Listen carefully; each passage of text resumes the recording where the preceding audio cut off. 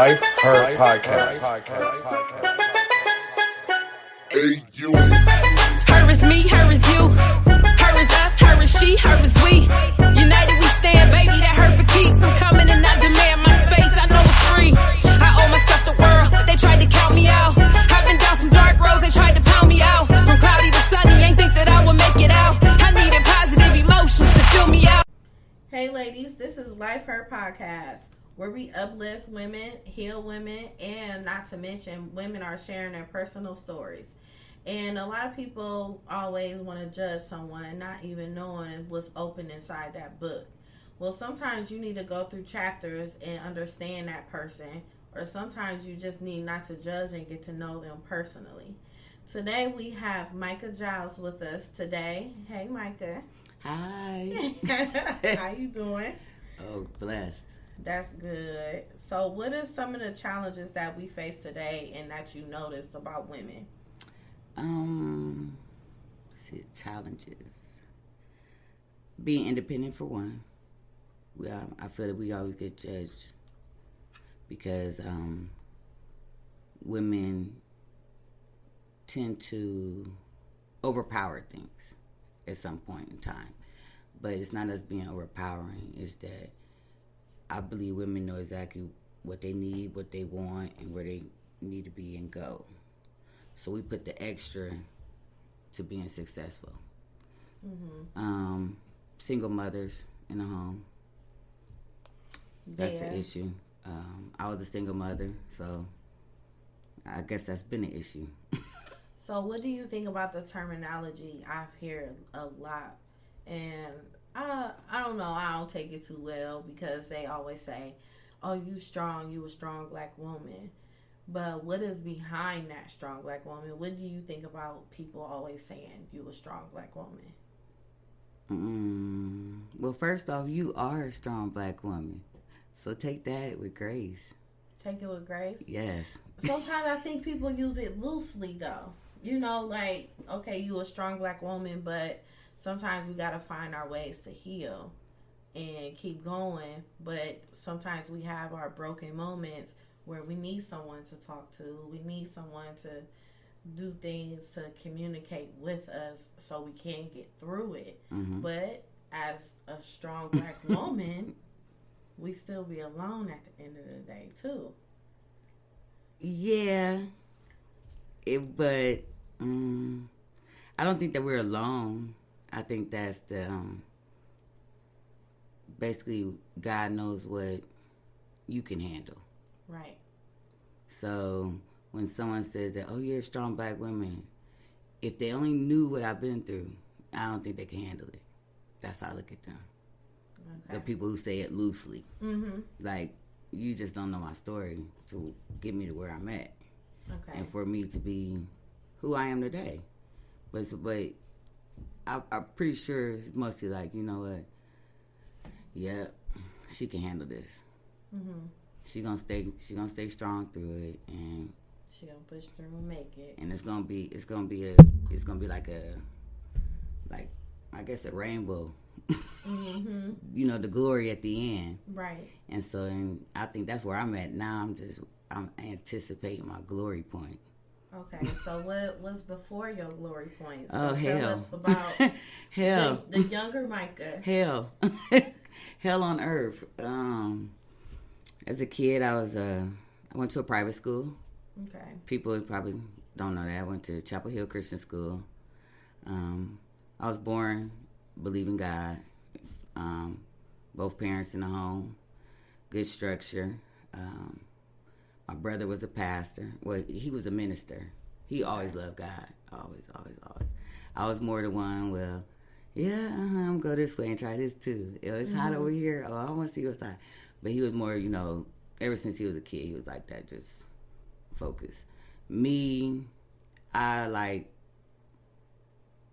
just like to do things. I wanted to see and experience things that somebody might others say, like, don't do it. So it's like, I played football as a girl. kickball, basketball. I played every sport it was. So a lot of people looked at it like, oh, she's a tomboy. Yeah, but I like sports, but it kept me out of trouble.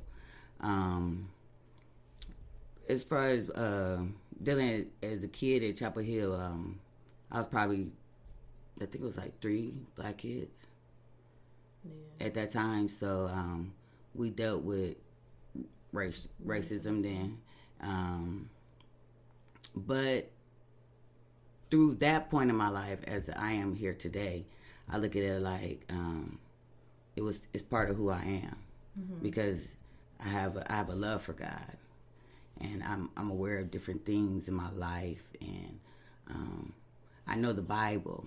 I used to say Bible verses every Friday because that's what we had to do. I went to church every Monday, so I go to church on Sunday.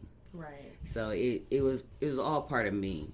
Going from Chapel Hill Christian School, predominantly white school, I went to Perkins. Wow. The difference. Yes. It was black people everywhere. They were fun. I got to listen to music. It was just a totally different experience. And a lot of people feel that's where I changed. Right. But I don't think that I changed. It was just what was inside of me. Okay. So it was like buried. Yeah. At Chapel Hill, because you got to do this, do that. But I still got in trouble there at Chapel Hill. I got a paddle. Right. You know what I'm saying? Saying something stupid. But I got a paddle. I got kicked off the bus for hitting a boy. So it was always inside. Made you, like you saying it was inside of you. So was it a point, did you have anger in you, or it was just you just always curious about doing the opposite and always curious about doing something different besides on what someone is trying to tell you? It was always doing about what I wanted to do. Okay, got you. I ain't care with nobody else. Yeah. If I wanted to do it, I'm going to do it. Uh-huh. You know what I'm saying? And I think that's just what it was. It's just like, oh, all right, I'm going to do it. Or don't dare me. Not at that age. I can show you better than I can tell you. Exactly. Oh, you told me not to do this. Okay. I'm going to do this, but I'm going to do it worse. Okay, got you. So it's like when I got to Perkins, it's like at first boyfriend, you know, at an all-white school, they wasn't studying out. Right, because you're one of the only black girls. Period. Okay. So it was just like, oh, that's our friend. That's, you know what I'm saying? So I got involved with boys then, met friends, did the same things that I did. I actually had my first drink and smoked weed in the 8th grade. Did you? And then you just been on it ever since? I guess. Really? But no, I had my down times. You did? But as far as liquor, no. I'm really not a liquor person, but people think I am. Okay. But liquor's not my choice at all. I hate the after effects and everything, but I am a partier, so. So with you transpiring and doing all these changes, how did your parents feel, and how did your brother feel about you? Oh, it was back and forth in my home. But it was more so like, I really thank God for my mom. She was like, when I say like a ride or die, she's a ride or die for me. She gonna go all the way, regardless of what Micah do. That's my baby. Period. And I'm very appreciative of that, because it's like my mom never gave up on me. Okay. I was in love with my father, you know, and it's like during certain situations that he would stop speaking to me because he'd be so upset. Like girl, I sent you to Chapel Hill. You was 4.0 student. Now you going to Perkins and you barely getting 3.0. I wasn't focused. I was focused on other things. I was doing other things. And I mean, at the time, you know, you thinking like, oh, well, that's how I was. Right. But I see where it changed my life at that point, I guess. Yeah, because I knew right from wrong.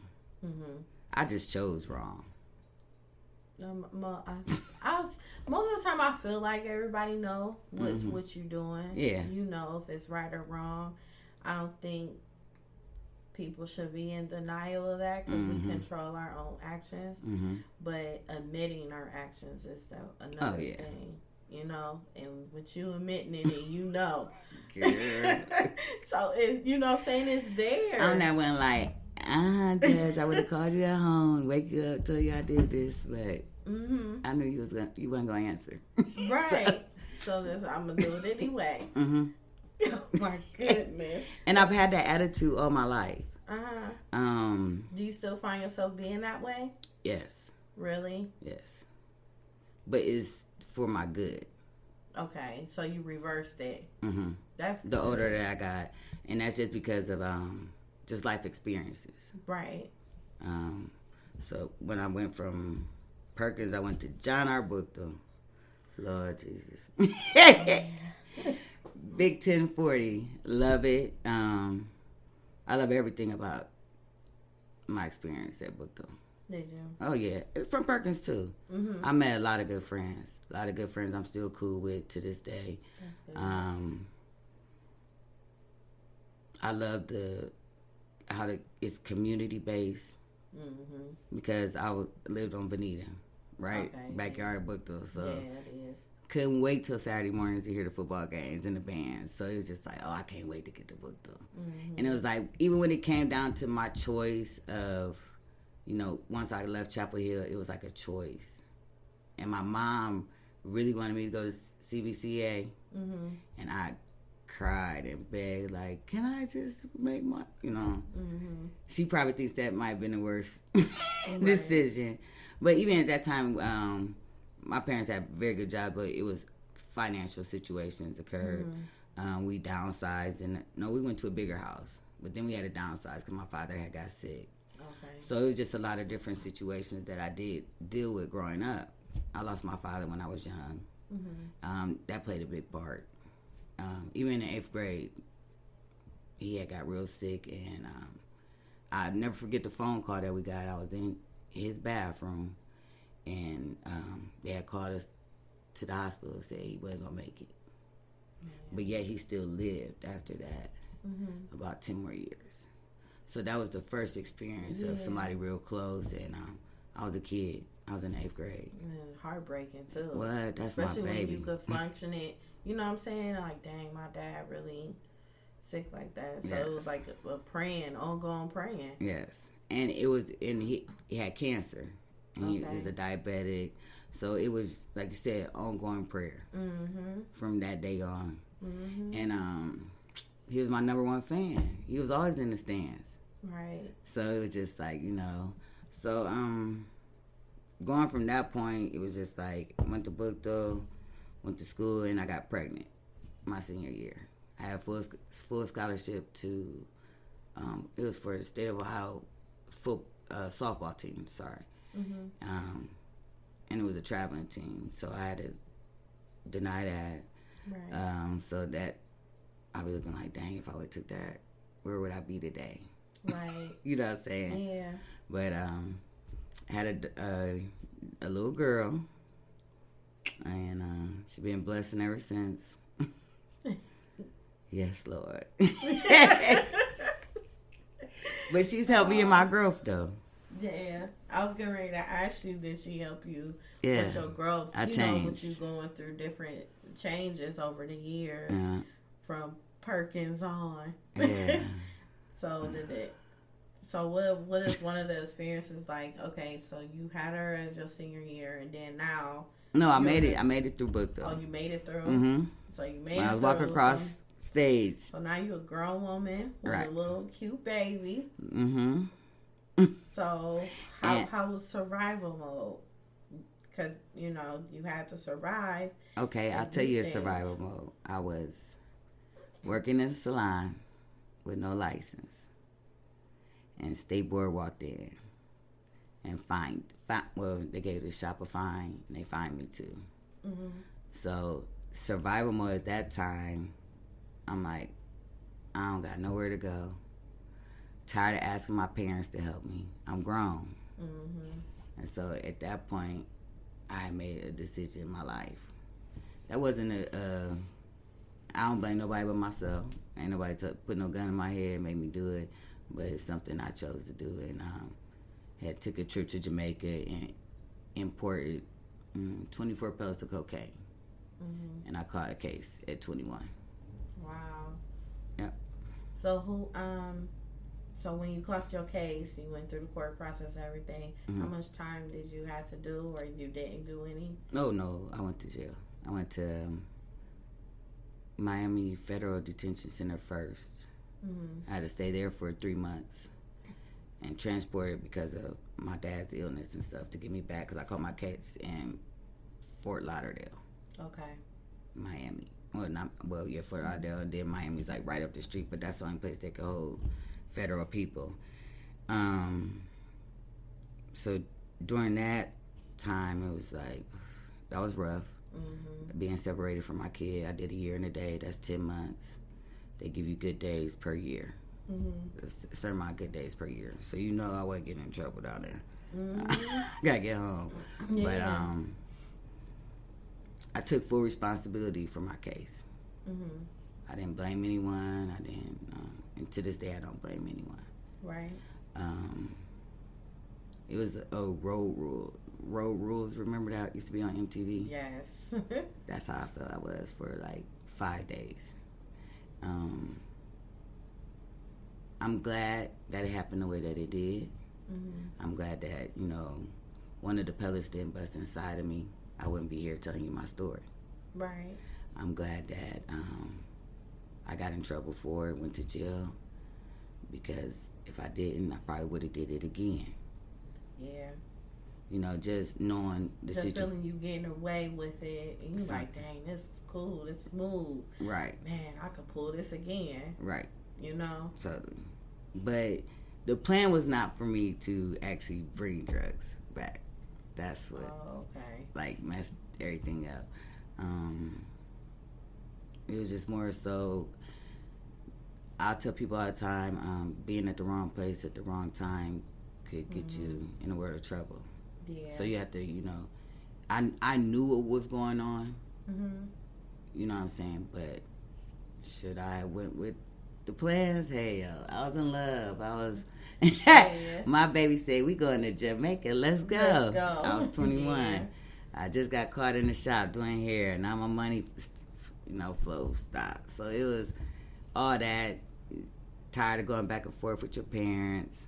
Because, I could have went to them. They helped me do anything. Right. You know what I'm saying? But you just like, I'm grown. Yeah, I'm grown. I'm tired of this. You got a baby to take care of. Exactly. Didn't want to depend on nobody else. Mm-mm. So it was just me and her. So when you got out, how old was she when you came out? Let me see. I think she was like, I was 21. So she was like 3 or 4. Okay. Yep. Yeah, she was like 3 or 4. She stayed with my baby's father's aunt during the week. Mm-hmm. And on the weekends, she stayed with my parents. Okay. So I had support from my family. I thank God for my baby's father, Aunt Sissy, and my parents. One of the worst things about being in prison, I'll tell anybody, is to call home to hear a loved one has passed. Or if you have a kid, being concerned about, my kid could be riding down the street. Mm-hmm. Somebody just hit her. Mm-hmm. So it was just constant stuff like that going on. Thinking of different things that could happen and will happen. I got a sick father. Mm-hmm. So it's more stress on top of what you done did. Mm-hmm. And then I don't think I look good in green, so I ain't going back. So that was a life changer at that point. I met some good people down there. I tell anybody, I met a lot of good people down there. A lot of women that have powerful stories. Mm-hmm. And actually, one of my, I think, she was like, I guess I want to say she was like a mentor, because she had been there for a long time before I got there. Because I got transported to Alderson.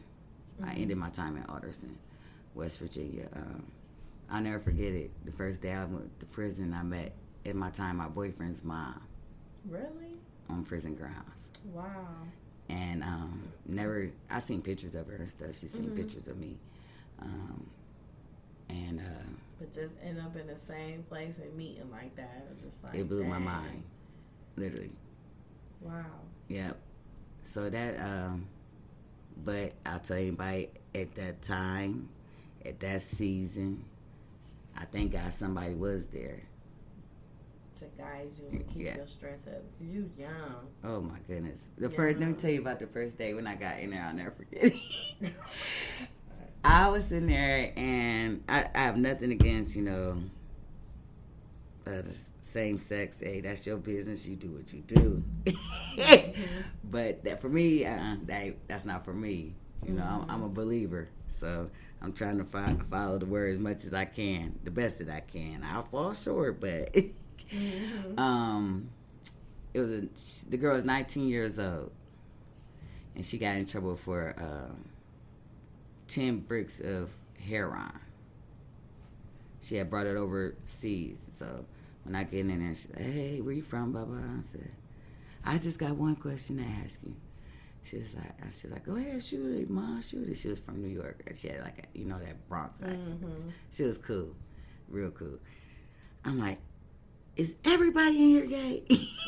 That's what you said? Yes. Lord Jesus. She was like, no, why? And sat back and just looked at me like, because I don't play that gay shit. Listen, them is spirits to me. I just don't want that in here. And listen, you can do what you do. You go play with your girlfriend down there. And she was like, really? That's the first thing you're going to say?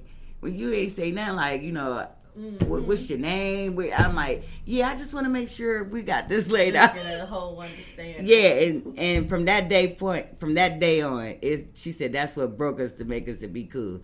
She was like, because you just didn't care. You just had to tell me how you felt, huh? And I'm like, yeah, I did. And I remember, that's it's certain things I don't remember about prison, and there's certain things that I do.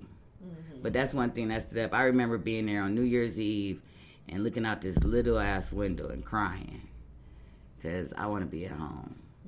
And I'm hearing all these people, and then everybody's family who was down there, they pulled up. They all yelling outside and stuff. And I'm just like, I'm so many miles away from home. I don't know none of these people here because I was in Miami. So it's like, it was hard. It was, and I think the most part that made it so hard was just I'm a family person. So being away from my family, that was the hardest part. So when you, when you released from prison and everything, how was it as far as your bond with your daughter? Did you feel that she had a little bit of distance? Or did it affect her in any type of way from you being gone? She was young. I remember her telling me one day I pulled back to drop her off over her aunt's house because I was in the Orient house. And she was mad because I was dropping her off. Aww. She was like, I wish you'd go back to school. I'm like, girl, you don't know what you said. It crushed me. You know what I'm saying? And so it's like, I'm like, no, you don't. Mia, no, you don't. I'm like, I'll be back tomorrow. She's like, no, just go back to school, Ma. Just go back to school. And it's like, that's what I say. It's just certain things stand out to you. So with that being happening, it was just like, oh, no. It's like, but even when I caught my case, I remember I was going up for my bond or I had got sentenced. I had got sentenced. And it's December 22nd. It was like 3 days before Christmas. My mom was in the courtroom with me. I remember looking at my hands and asking God, what is my purpose with my hands? Let me be able to live my purpose out. And so with me coming home from prison, I took my hair seriously, went to school, got my license, and started doing hair. And I was in the hair industry for about 20-some years. And it's like I'll never forget that. It's like, so how was your hair industry journey? It was fun. It's fun. Anybody who's a hairdresser, you're really a counselor. Yeah. So you're more than just a hairdresser. Mm-hmm. You're a counselor in a lot of ways. I love to put a smile on people's face. That's good. I love to see people happy. I'm big on that. Mm-hmm. I hate seeing anybody down. If I could heal the world, I would. I know you can't, but I would try. So but you keeping everyone smiling, keeping everyone happy. What do you do for you to make sure you always smiling and happy and healed and everything? How do you keep yourself together? I think I love music. Church. Mm-hmm. Like, girl, you really got me thinking. No, seriously, because we don't think about that. Yeah, I've been taking care of people so many years. It's when like you take care of people so long, and you got to get to a point where you like, dang. So what do I do for me? I think I got to that point when my daughter went to college. Okay. That's when I got to the point of okay. Because your whole focus is just on her, right? Making sure she cool. I had her, and I didn't adopt her, but one of my friends' daughter has stayed with me ever since she was 12. Okay. And that's because her mother had went to prison. Okay. So I was there for my sister, you know. So I call her my sister, my god sister. And so I had 2 kids. Okay. At a young age. So a lot of things people were doing, I wasn't doing. Right. When I got, you know, because I had 2 little girls looking up to me. Mm-hmm. So my main focus was on them till my daughter left out and went to college. Mm-hmm. And so when she went to college, it was a void. That's what I was getting ready to say. Hell yeah! Oh my God. I was tripping. Because you so used to your same routine that you do every day, taking care of your daughter and your goddaughter and other people, friends, family. Man, yeah. Your clients. My house haven to rest. Yeah, you know, like, hey, y'all, come on in. You gonna get a meal. Yeah. You gonna get a word, and you gonna get some loving. You walk through my doors. But where's your meal and your loving? And everyone looking out for you and asking you, are you okay? They never do that. My point exactly. They don't. But it's okay with me. Yeah, it's okay with you, but you need it. Yeah, to an extent. Yeah, but you need it though. So it'll be to a point when someone asks you that, you're going to feel awkward. I like just did. Right. I just like. Yeah. Like, what do you mean? mean? That's why I said once I got to having to do for just me, it was very weird. My first year, I went through a lot. Depression. I cried every day. What led you to that, though? Because it was like how you said, it was, I had the same routine. And it's like, I was cool. I get up till they started driving, you know what I'm saying? Make sure the clothes washed. My kids will tell you right now, I am always up. They swear I never sleep. But, and I'm still like that to this day. My daughter, she hates when she got to stay at home if she's not at work because she works nights. Because I'm up at 5 o'clock in the morning.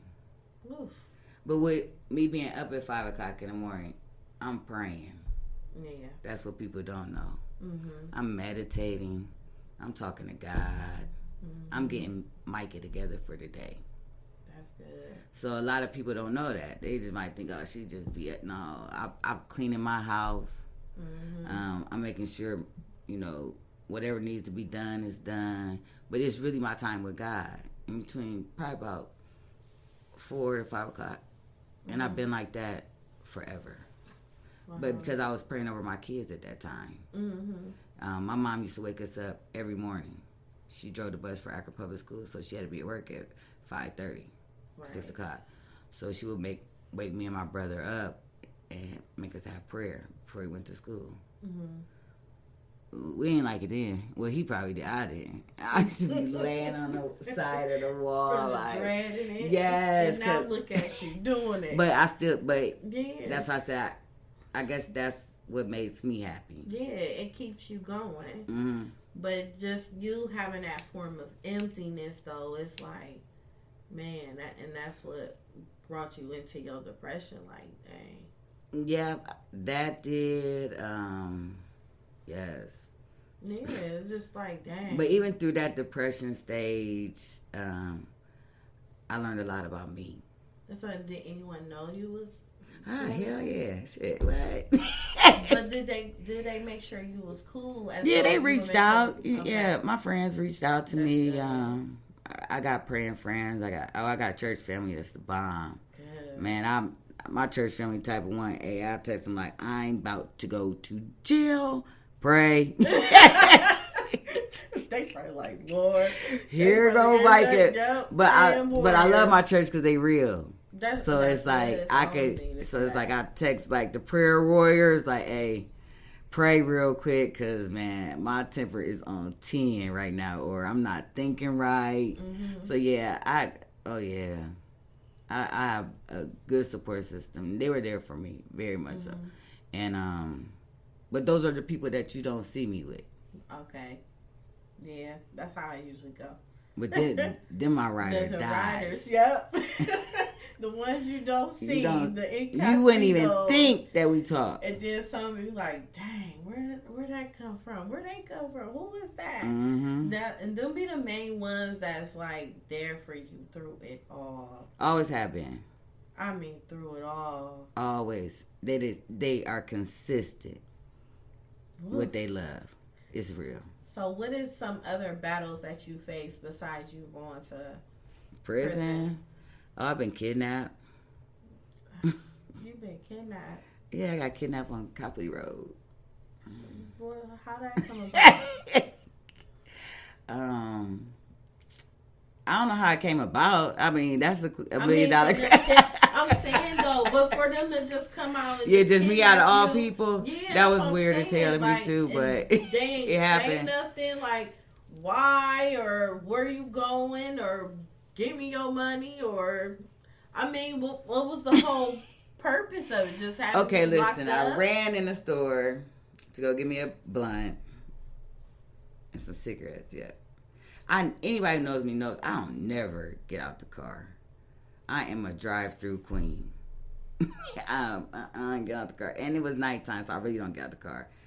So I put up the cigarette seat on the side of the building. I ran in to get my blunts and cigarettes. Literally had my money in hand. Boom, boom. Came back out. Got in the car. And I remember the guy saying, give me all your money. And so I turned like, what the fuck? I'm like, wait a minute. Like, get out my car. The whole time saying, wait a minute, get out my car, this pistol in my face.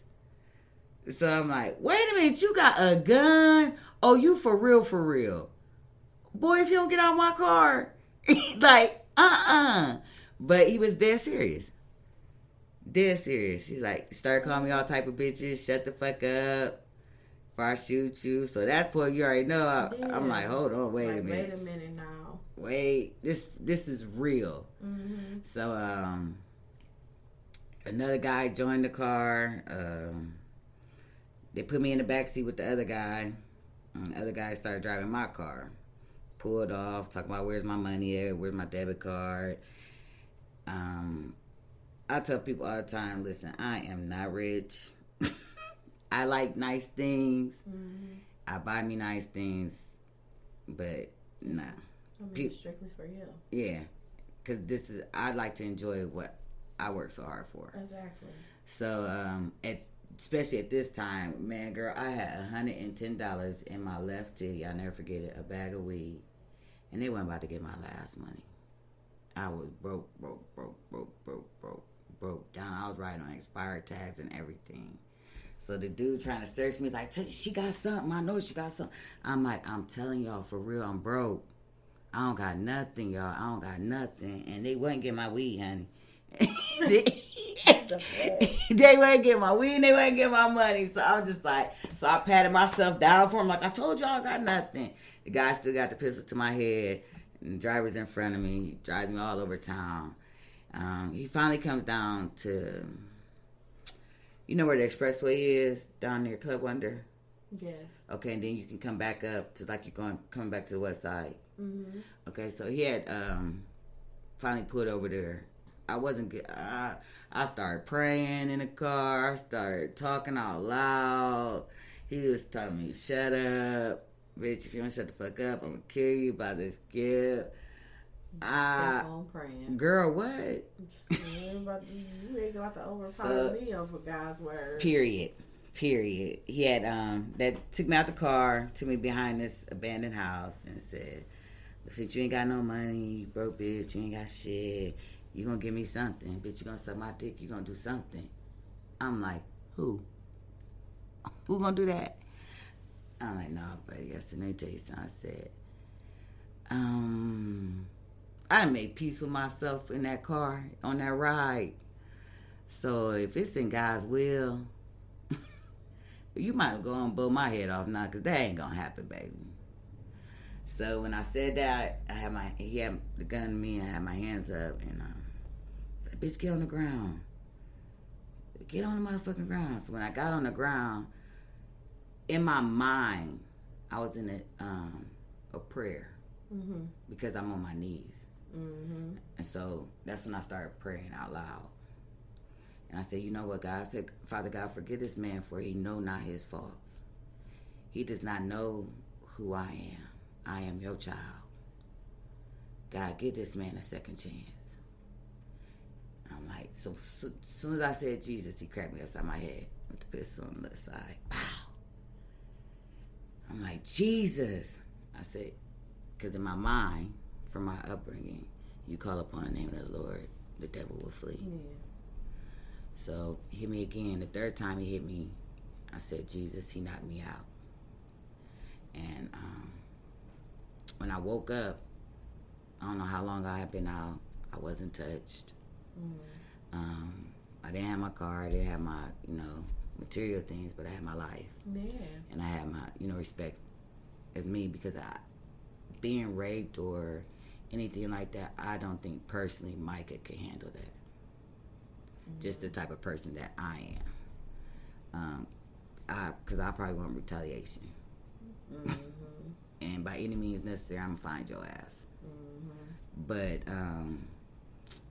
I went back to the 8th grade in my head, and I remember hurdling over a fence like I was running hurdles for Perkins. Mm-hmm. It took me back in my mind to just different things to get me out of the situation. I ran to Club Wonder, bammed on the door for Dee Dee to let me in.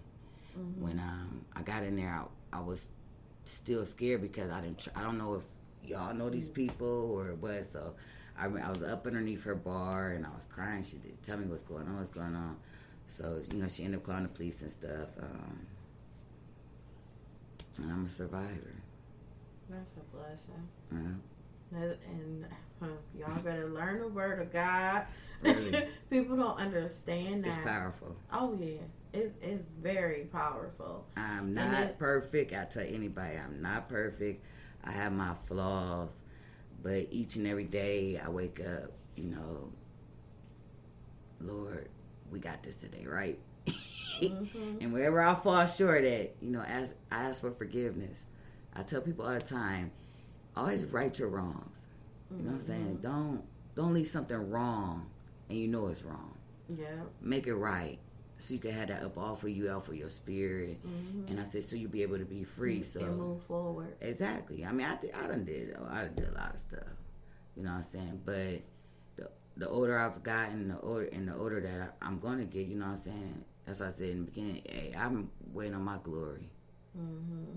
Like I can't wait to see all the seeds I done planted in people's lives. Yeah, mm-hmm. They might have talked about me, walked out on me. I don't care about that shit. Mm-hmm. I can't wait to see who they need to be, and who God wants them to be, and that's the biggest thing to me with anybody in life. Yeah, but for you too. Oh, definitely me. I'm first. Yeah. Oh, yeah. Me first. Yeah. And that's why I'm sitting back though. I'm very patient. Yeah, but because I've been so doing it my way for so many years. Mm-hmm. So it's like I'm very patient now. One thing for certain, he's in you and he's with you. Definitely. That's for sure. Oh, we rose. Oh yeah. For sure. And he's sending you on task for his children for a reason. Yeah.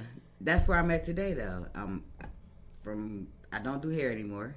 What made you stop doing hair? Because you've been doing it for years. Yeah, I know.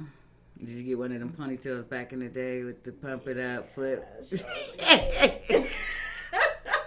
They got a picture of one of y'all's booked those morphs, and everybody in the picture hair I did. I'm like, oh my gosh, my mama's basement. But I was going through a new season in my life, and actually at that time, what the actual incident was, I had a young girl, still love her to this day, and I tell anybody, I don't gotta like you, but I gotta love you. And that's what a lot of people fall short at. That's where that forgiveness come in. Yeah, definitely. And your peace. Yeah, for definitely. your peace of mind. Yeah. Yeah. And I ain't going to hell behind nobody. No. No. I'll go by myself. I can do it better. And a lot of people don't realize that your personal problems, your personal feelings, everything that has to do with you personal has absolutely nothing to do with me. We as people take it personal. Yes. Right. And that's why I say I love her. But I love her. You know what I'm saying? It was a situation happened. I was trying to, being the older person in the shop, show her the ins and outs and tell her, you can't do this like that, do like that. And it went to the left. So everybody know I'm silly. I'm laughing at the situation, but you really trying to fight me. I'm like, girl, do you know I would crush you? You know what I'm saying? But it was funny. And I think the more that I laughed at it, the more it made her more angrier. It should. It's that growth in you. Yeah. Totally. Yeah, it's that growth in you, and there was God like, baby, it's okay. Just go this route. Yeah. I got you. But I knew for where my child is at in her life. Yeah. It wasn't good for me to stay at that place at that point in time. Because I didn't want my child to get any type of... She has the spirit of me. So I know what she's capable of doing. And what's so crazy is I know a lot of... Like with her having the spirit of you, just imagine her spirit is 2 times. Don't remind me. For real. And that's how it be. That's like with your mom. You 2 times of your mom, and then it keep going. Yeah. And you like, dang, how all this happened of all of us? They swear I don't act nothing like my mom. They swear I act... That's probably the inner... I'm the dad. I act just like my dad. I should have been the boy. Micah. They should call me Michael. But I was just... Because I went to the streets. I did everything basically what my dad did. My dad was in the streets. He worked a job. I was in the streets, worked a job. So it was just, yeah. But once you got to that point, my temper totally is my mother's. Okay. Yeah. But everything else, the people person, funny, all that, that's my dad's side. That's my dad. Okay. And I was more so raised with my father's side. Okay. I was around my mom's side a lot. But, how you got 2 different sides of the family? It was like I was just the only kid that age, so I didn't feel like I fitted in. Okay. Because either everybody was older than me or they were younger than me. Okay. So if I go with the older kids, they're like, oh my God, get away, you little kid. Then I go with the little kids, I just feel like I was too big. Young. So I stuck with my dad's side of the family more because I had a cousin same age as me. We went to high school and stuff together. And it was everybody more so my age. Okay. And they kicked it over there. Okay. You go to my dad's house, you listen to music. My grandfather's house, they was listening to music, drinking beers, and it was just fun over there. Right. You go to my mom's side, they ain't doing none of that. It's strictly cut your cake, happy birthday, and keep it moving. But I love them both the same. Okay. You know what I'm saying? But, yeah. So with my child, at that point in my life, it was just like, okay. It was hard. I'll never forget that day either. So ever since that day of the incident, you just like, I'm not doing hair no more. I still do hair. I got a full salon in my basement. Oh, okay. You just not in no shop. Oh no. Okay, got you. But at that time, I didn't know what God had in store for me though. Okay. It was just, I'm going home. I ain't paying booth. I'm pissed now. You know what I'm saying? Like I've been in shop forever. I'm feeling, have your feelings, but then it's like, peace means more than anything. Yeah, my daughter's keeping her a clear record. Certain things I don't want her to experience. I'm a person who writes in a journal. Oh yeah, that's good. So, a lot of things that I've written in my journal, I try to stick by it, or and one of my things, I have a Mercedes, Nancy, Kiana, Shonda, Bria, 6 or 7 girls that I've always prayed for from the time they walked in my life, and they my babies, and a lot of things. My prayers, even in my journal, is that, Lord, the things that I went through, let me have been the sacrifice. And not let them go through it. Yes. And then, I think another thing, too, is since you're so much of an example of them, it creates you to go on a different path also. And then also, from them being so protective of you, you don't want them involved in anything if you do get to that point. Totally. Because they will be coming too. So it's like a whole bunch of things. But they already know how I am now. They, like, my daughter now is like, where's my mom go? Like, what do you mean? I'm like, girl, I got to sit out and pray and have you covered because, nigga, you wild. Like, somebody got to have, Yeah. So that's what I say. Even to this day, I'm still growing. Yeah. With my kid and becoming a better version of me. Yeah. Yeah, so it's like, She's like, so pretty. Man, I'm sorry, she's still working at Walgreens? No. She's actually says she's works some home health aid. Some girl, don't get me the line. She's so dang pretty. Thank you. So gorgeous. She's crazy. And sweetheart too. She's a sweetheart though. Ooh, I tell her all the time, honey.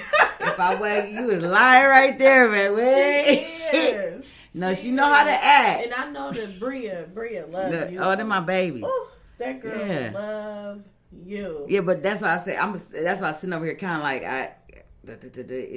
it's like 6 or 7 of them from the time that they were babies. They just always. Yeah. They're my babies. I want them to see them at their best. Yeah. I want to see them. I've never hid anything from none of my kids, from no story, nothing I've been through in life. It's a blessing that they have you, though. Oh, yeah. They're my babies. And just to even, see them, prosper and do different things, like I tell them all the time. Where they at right now in their life, I wasn't there. I was in the penitentiary. So right there, you beating me. You know what I'm saying? Yeah. So keep moving forward. Bria acts a lot like me. I could see it. Yes, that's what's funny. But just seeing them prosper, even my niece. She works for Children's Services. She just had her daughter about a year ago, and just to see her just blossom to the woman that God wants her to be. I'm here for a purpose. Right. And I feel like once you find out what your purpose is, you all right. You could conquer it all. Exactly. And a lot of people is empty from figuring out that purpose. I think it's sometimes people lose their purpose because they think other people's purpose is supposed to be theirs too. I went through that. Did you? Yeah, because lived with my family was a church family. Mm-hmm. So I went through a point in time, you know, I was all the way live, church. I wasn't smoking, drinking, this and that. And it was more so I felt like I was doing it for my family. Mm-hmm. You know what I'm saying? Not saying anything that I did was wrong, but once I had failed, because at the time I was dating somebody that was in prison, came home, penitentiary. I started sleeping with him, by the skip. Right there, I removed myself, and but I never stopped going. Okay. You know what I mean? Yeah. But I removed because I was on a praise dance team. They'll tell you I beat the tambourine down. Okay. But that's my form of worship. Mm-hmm. So when I do play the tambourine, I'm definitely beating the devil's head. Something going on. You know what I'm saying? So I think at that time of my life, I did it more to, my mama quit stressing about me. My brother, he a pastor. He quit hearing about me in the streets or reading about me in the paper, being in the paper cover. You know what I'm saying? So it was just more so like, but it wasn't me. You know what I'm saying? Mm-hmm. Because it's more of me. My aunt had asked me probably about 6 or 7 years ago to write. Could we write our testimonies so she could share them, because she's a mother of the Church of God in Christ over the whole United States of America. So that's like, so it's like I'm surrounded by it. You know what I'm saying? So at that time in my life, I didn't write it for her. And she said, well, why? I said, because he's not through with my story. Wow. And at that time, I didn't know what else the story had to come. Mm-hmm. I just know it just wasn't done. One thing I can say off this whole conversation is you are really protected and covered. Totally. Like, seriously, you really are, because it's not, you have a village of people that's been praying over you for so many years, let alone in your circle, as far as from your mother and your brother. Definitely your brother. Oh, that's my right hand. They'll tell you. Yeah. So it's like having that form of protection is like even greater on top of whatever you're praying for yourself too. So you gonna your time is coming. Yeah, I told you. Girl, you gonna see that glory in my hair. But I had to go through some things. It's always been in me. At a young age, I got I think I was 10 years old. I got prophesied over, and his name was Elder McDaniel. I'll never forget. It's things that I don't forget. I just don't forget. And he told me that at that age of 10, you are not to fit in with the crowd. You are the person they look up to. So by me saying that, the stuff that I did through my years, I was fitting in with the crowd. Yeah, but I wasn't doing, because you was having a younger ministry.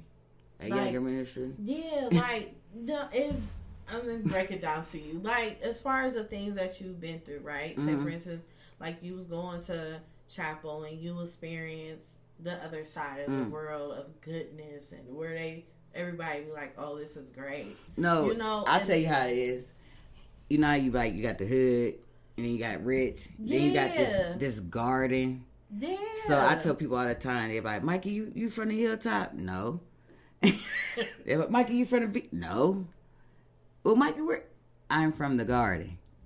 I'm right in the middle. Yeah. And so it was either I can go this way. If I turn, when I got to the corner of Veneta and Stadelman, if I turn right, I'm headed to the hood. Yeah, but you experienced it all. Oh, yeah. To a point where God may even lead you to minister.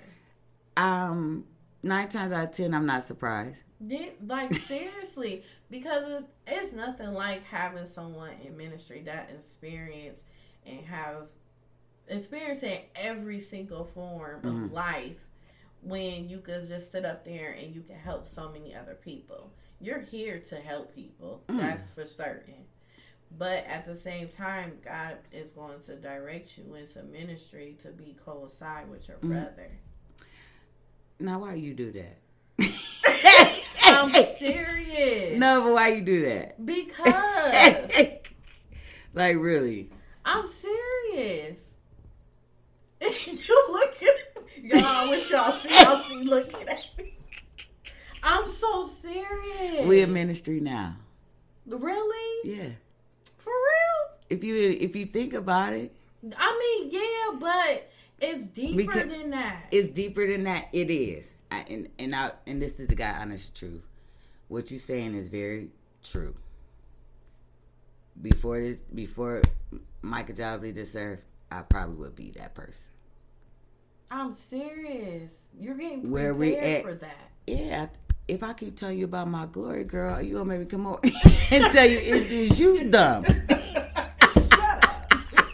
No, but it's just I don't know. Maybe because it's like me just hearing, like sitting here and talking to you, but it's not. But you know that Micah.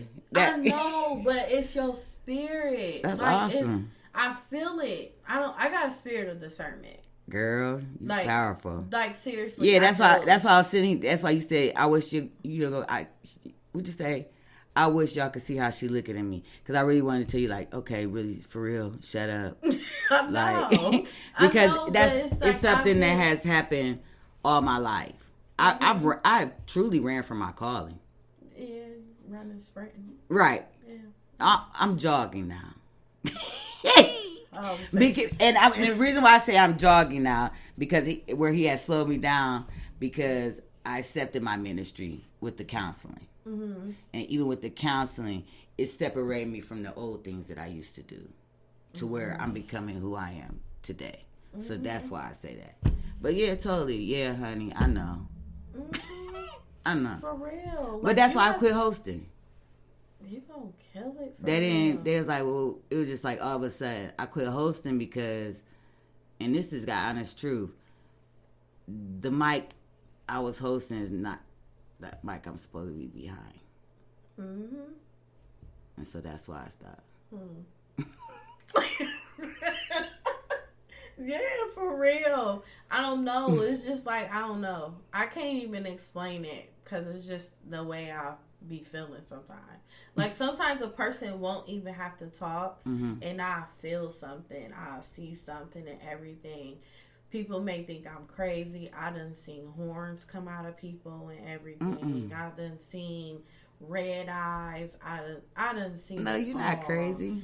Some people would think I'm crazy though. No, but and that's because that's their knowledge. Yeah, because I can't have conversations like that with a lot of people. Yeah, oh yeah, you'll scare them off. Yeah, they won't comprehend it. And I think a lot of times that has happened to me with my friends, with different friends I've had. I'm very blunt, and anybody who knows me, I'm like that. So I'm the type of friend, my girlfriend be like, we about to go bust his windows out. All right, now we can go do that, but you know what can happen. I'm just letting you know what can happen. They don't want to hear that. They want to hear, no, bitch, come on, we go. Nah. No, I'm that girlfriend. Like, all right, I'm gonna ride with you, but you know you're going to jail. You know what I'm saying? I'm telling you. And you know, say she done caught her nigga. Now listen, you know if you embarrass him in front of this girl, he gonna embarrass you. So why even go through it? So save the stress. Right. A lot of times, and I think that's what has hindered me. You know what I'm saying? Because at the end of the day, I'm gonna tell you the truth. You might not accept it. You might not like it.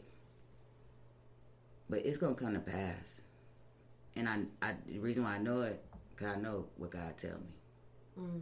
So I've dealt with that with my ministry, to where I'll be there.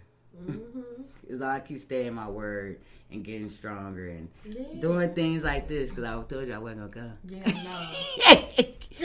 I wasn't, but I'm telling you, I'm gonna show you the message though. But it's a stepping stone though. You know what I'm saying? It's like, okay, I'm doing something that's, just to step out. Like, okay, I'm gonna do it. No, I always tell people all the time, like, I'm better than Wendy Williams. I'm gonna bring Oprah out of retirement. Yeah, you be a better. Right. You better. Yeah, but I'm telling you, it's a process. And I'll tell anybody, don't rush your process. It is. It's a and stay in process. tune to who you are. A lot of people, I feel short. Mm-hmm. Stay in tune and stay in your lane. Yeah. You have to. And because sometimes we get the zigzagging all over the place, and it has absolutely nothing to do with us. But even with them zigzag, though, it's purpose. And learning lessons, too. Like, girl, what you going there for? It's purpose behind it.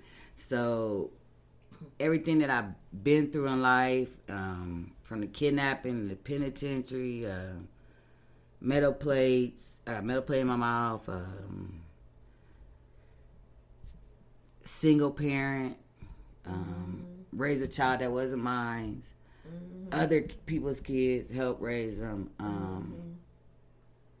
My biggest thing about everything and all that has happened is that God has favor over my life.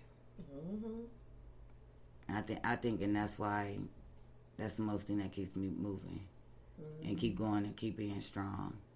Protecting the heck out of you.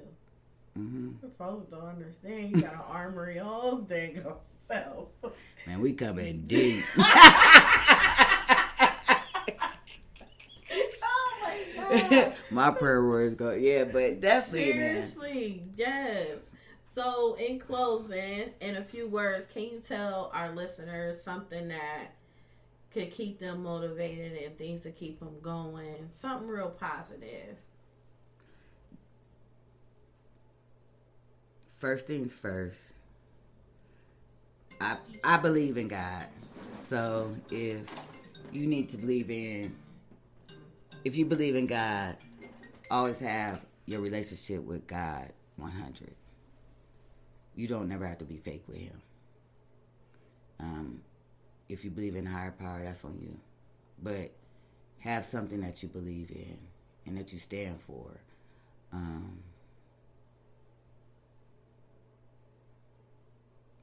Be a woman that stands out.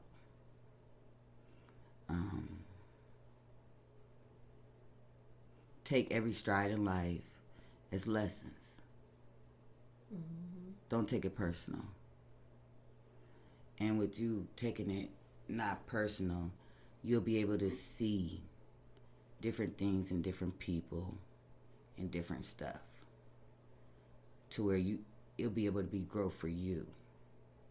Always take your life and you personal. And I think that's where a lot of women fail at. If I would have took certain situations more personal, just worried about me. You know what I'm saying? A lot of things might have went different. But it didn't. And this is where you are today. And always love. Always love. Love is everything. It covers a multitude of sins. It do. So as long as you got God first and you focus on yourself first. Because if you're not right, anything that's around you, it ain't going to be right either, because you ain't together. So you got to make sure you're good. And don't ever let go of love. No, that's right. Well, thank you, Micah, for coming. Oh, I really hey. appreciate it. I love it. I'm about to bring you back on some other stuff, too. No problem. Anytime. I will come back. Anytime. Okay. I'm here. I'm ready. Good. Thank you, everyone, for tuning in to Life Her Podcast, where we help heal women all over the world. Don't forget to follow us on Instagram and Facebook, Life Her Podcast, and go on to our website, lifeherpodcast.com. You can listen to our other podcast episodes, purchase merchandise. I am Yvette Lloyd. I am Life Her. Love yourself, ladies. Bye. Bye. Thank you, everyone, for tuning in to Life Her Podcast, where we help heal women all over the world. Don't forget to follow us on Instagram and Facebook, Life Her Podcast, and check out our YouTube page as well. And make sure you subscribe. You can also look onto our website and you can purchase merchandise and listen to the podcast episodes. I am Yvette Lloyd. I am Life Her. Love yourself, ladies. Take care of yourself and others you love dearly.